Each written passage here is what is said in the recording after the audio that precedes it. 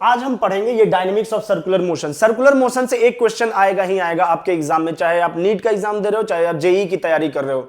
और circular motion में भी स्पेसिफिक बोलूं तो ये वाले टॉपिक, इससे एक क्वेश्चन आएंगे ही आएंगे। अगर सर्कुलर मोशन से एक क्वेश्चन आता है तो वो इससे रहेगा, और अगर दो रहेंगे तो एक तो इससे रहेगा ही रहेगा, या हो सका कि दोनों हो जाए। ठीक है, तो आज हम इसको समझ लेते हैं। अब हम देखते हैं कि जो सर्कुलर मोशन है वो होता क्यों है। सबसे पहले आपके सिलेबस में है फ्रिक्शन का केस, तो हम क्या लिख देंगे यहां पे, इन केस ऑफ फ्रिक्शन। इसमें आपको समझना पड़ेगा कि फ्रिक्शन की वजह से सर्कुलर मोशन होता कैसे। तो मान लो कि एक सर्कल है और कोई भी एक बॉडी है जो इसमें मूव कर रही है, ये इसका सेंटर हो गया। अब ये कोई एक तो बॉडी है, ठीक है। मुझे बताना, बॉडी अगर सर्कल में मूव कर रही है तो उसके लिए कौन सा फोर्स जरूरी है। सबसे पहले सेंट्रीपिटल फोर्स। सेंट्रीपिटल फोर्स किधर लगेगी, ऑलवेज टुवर्ड्स सेंटर। इसका फॉर्मूला क्या हो जाता है, mv²/r, ये इसका वैल्यू हो जाता है। अब मैंने क्या बोला कि फ्रिक्शन की वजह से सर्कुलर मोशन हो रहा है, तो दैट मीन्स कि फ्रिक्शन ही जो है वो इस फोर्स का रोल प्ले कर रहा होगा, तभी तो ये फ्रिक्शन की वजह से सर्कुलर मोशन कर पा रहा है या सर्कल में घूम पा रहा है। बात समझ में आ रही है। तो दैट मीन्स कि मैं ऐसा लिख सकता हूं कि F = mv²/r लिख सकता हूं ना। सर्कल में मूव करने के लिए मुझे सेंट्रीपिटल फोर्स की जरूरत है। मैं क्या बोल रहा हूं कि इन केस ऑफ फ्रिक्शन, फ्रिक्शन की वजह से ही सर्कुलर मोशन हो रहा है। अब मैं ये कर इसलिए रहा हूं कि अगर फ्रिक्शन भी है तो फ्रिक्शन की भी एक लिमिट होती है, जिसे हम लिमिटिंग फ्रिक्शन कहते हैं। तो हम ये जानना चाह रहे हैं कि कितनी वेलोसिटी से हम मूव करेंगे ताकि हम सर्कल में घूम पाएंगे, बने रहेंगे, बाहर नहीं चले जाएंगे। ठीक है, तो ये क्या हो जाता है, F = mv²/r। अब मैं F को क्या लिख सकता हूं, μ × n, mv²/r। अब ये n क्या है हमारा, नॉर्मल, आपको पता होगा नॉर्मल क्या हो जाएगा, mg लिख सकता हूं। इसको क्या लिख दूंगा, mv²/r। ये m से m कटम पिटम हो जाएगा, r इधर जाएगा तो v क्या आ जाएगा मेरा, √μrg।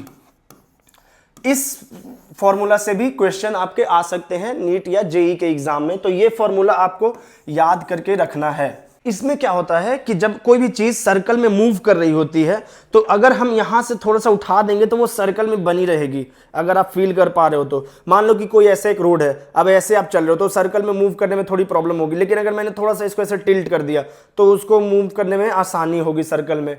फील कर पा रहे हो कि नहीं, बताना कमेंट में यस और नो। ठीक है, अब हम करते हैं बैंकिंग ऑफ रोड्स। तो मान लो कि जो रोड है उसको थीटा एंगल से उठा दिया गया है। जो मैं ऐसे बोल रहा था कि ये नॉर्मल रोड है, अब इसको थोड़ी सी बैंकिंग हो गई तो ये थोड़ा सा थीटा एंगल पे उठ जाएगा। अब हम बात करते हैं in case of banking of roads. इसमें क्या होता है कि आपने देखा होगा कि कहीं भी अगर कोई भी चीज सर्कल में मूव करती है ना, तो क्या करते हैं ना कि जो रोड होता है उसको, मान लो कि ये रोड है, अब इस पे ये सर्कल में मूव कर रहा है तो वो क्या करते हैं, थोड़ा सा उठा देते हैं। अब जैसे यहाँ से थोड़ा सा उठा देंगे इसको तो ये क्या है, इजिली मूव कर पाएगा। तो इसी को हम कह देते हैं बैंकिंग ऑफ रोड्स।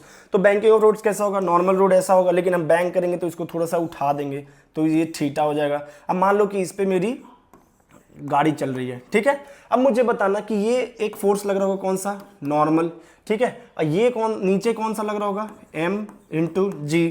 इसके बाद न्यूमेरिकल करेंगे तो पहले ये समझ लेते हैं। अब मुझे बताना, अगर मैं नॉर्मल का कंपोनेंट निकालूं तो एक तो जाएगा ऊपर में और एक आएगा इधर। कंपोनेंट निकालने, बस कुछ नहीं करना। ये क्या हो जाएगा हमारा n cos थीटा, ये क्या हो जाएगा मेरा n sin थीटा। आ रही है बात समझ में, क्लियर है पूरा, बिल्कुल ठीक है। अब मुझे बताना कि इन सारे फोर्स, और कोई फोर्स तो नहीं लगेगा, mg का कंपोनेंट करने का कोई जरूरत नहीं है। पहले देखते हैं कि कौन यहां पे जो होगा वो सेंट्रीपिटल फोर्स का रोल निभा रहा होगा, क्योंकि ये गाड़ी जो है वो सर्कल में मूव कर रही है। तो भले आप बैंक करो चाहे कुछ भी कर लो, आपको सेंट्रीपिटल फोर्स चाहिए ही चाहिए बॉडी को सर्कल में मूव करने के लिए। वो रोल प्ले कर रहा होगा n sin थीटा। अब बोलोगे कैसे, देखो अब गाड़ी को तुम जब ऐसे किए तो ये गाड़ी कुछ यूं घूम रही होगी। अब अगर यूं घूम रही होगी तो सेंटर की तरफ जो फोर्स लगता है वही तो सेंट्रीपिटल फोर्स होता है। अब ये गाड़ी कुछ यूं घूम रही है, मान लो पीछे भी थोड़ा सा घूम रही है, तो यही तो सेंटर में जा रही है, तो ये n sin थीटा हो गया। अब मैं क्या लिख दूंगा, इक्वेशन बताओ मुझे। दो इक्वेशन बनते हैं मेरे, एक बनता है n sin थीटा = क्या है, mv²/r। क्यों, क्योंकि यही क्या रोल प्ले कर रहा है, सेंट्रीपिटल फोर्स का। ये पहला इक्वेशन। दूसरा क्या बनता है, एक इसको mg को कौन बैलेंस कर रहा है, n cos थीटा, तो n cos थीटा = mg हो गया। ठीक है, बात समझ में आ रही है। अब इन दोनों इक्वेशन को हम डिवाइड कर देते हैं। डिवाइड करेंगे तो n से n कटम पिटम sin theta upon cos theta tan theta ठीक है। m से m कटम पीटम v square upon R G, तो v क्या हो जाएगा root under R G tan theta. और ये जो फॉर्मूला है बहुत ही ज़्यादा इंपॉर्टेंट है इन case of banking of road, जिससे सवाल आते ही आते हैं। अब हम कुछ इस पर न्यूमेरिकल्स करेंगे।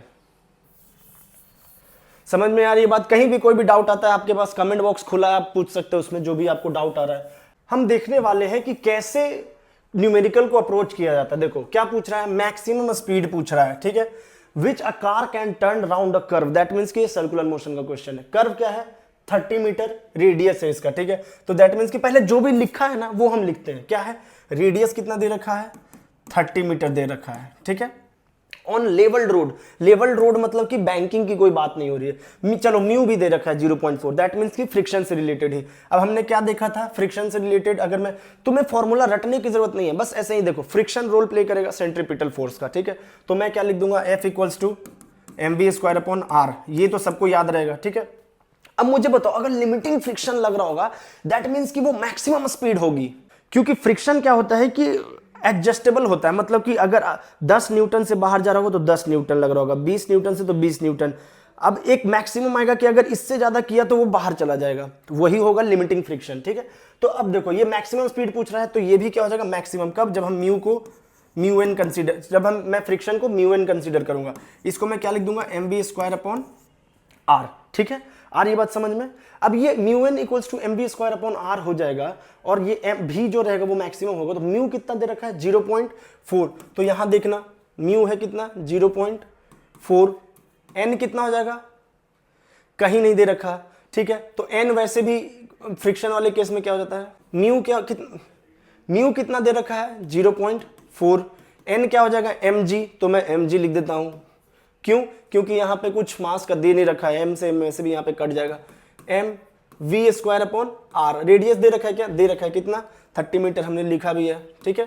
m से m गया, g की वैल्यू कितनी होगी, कुछ नहीं इंसेंट है तो 10 ले लेंगे, तो 0.4 इंटू 10 4 हो जाएगा। v square upon R, v कितना हो जाएगा, सॉरी ये r 30 है ना, हाँ, तो 30 इंटू 4 120, तो v कितना हो जाएगा रूट अंडर 120 मीटर पर सेकेंड। यही होगा क्या तुम्हारा आंसर। आ रही बात समझ में?